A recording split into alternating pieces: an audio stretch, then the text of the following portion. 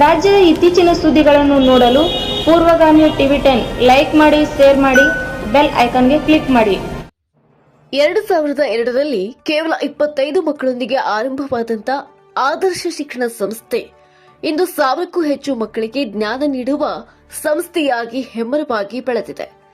ಶಾಲೆಯ ಗುಣಮಟ್ಟದ ಶಿಕ್ಷಣಕ್ಕೆ ನಿರ್ದೇಶನವೆಂದರೆ ಈ ಶಾಲೆಯ ಮಕ್ಕಳು ಎಸ್ಎಸ್ಎಲ್ಸಿ ಪರೀಕ್ಷೆಯಲ್ಲಿ ಐಗಳಿ ಕೇಂದ್ರಕ್ಕೆ ಸತತವಾಗಿ ಪ್ರಥಮ ಸ್ಥಾನ ಗಳಿಸುತ್ತಿರುವುದು.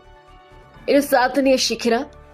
ಇಲ್ಲಿ ಕಲಿತಂತ ವಿದ್ಯಾರ್ಥಿಗಳು ಇಂದು ಕೇವಲ ವೈದ್ಯರು, ಇಂಜಿನಿಯರ್ಗಳಷ್ಟೇ ಆಗಿಲ್ಲ, ಬದಲಿಗೆ ದೇಶ ಕಾಯುವ ಸೈನಿಕರಾಗಿ ಕೂಡ ಸೇವೆ ಸಲ್ಲಿಸುತ್ತಿದ್ದಾರೆ.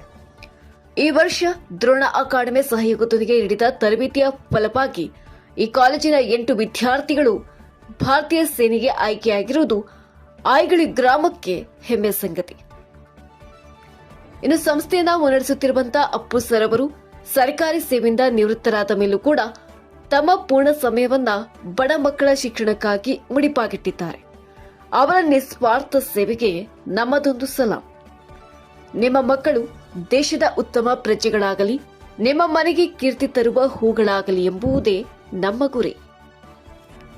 ಬ್ಯೂರೋ ರಿಪೋರ್ಟ್ ಸಂತೋಷ್ ಹೊನಕಾಂಡೆ, ಪೂರ್ವಗಾಮಿ ಟಿವಿ 10 ನ್ಯೂಸ್, ಚಿಕ್ಕೋಡಿ.